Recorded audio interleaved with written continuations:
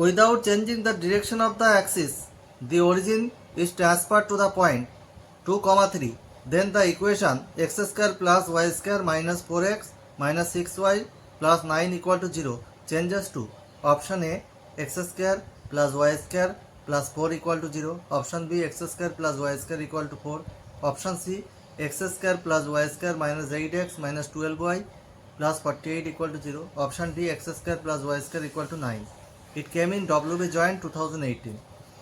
So the origin is transferred to the point 2, 3. So we can put x equal to x dash plus 2, y equal to, we can put y dash plus 3.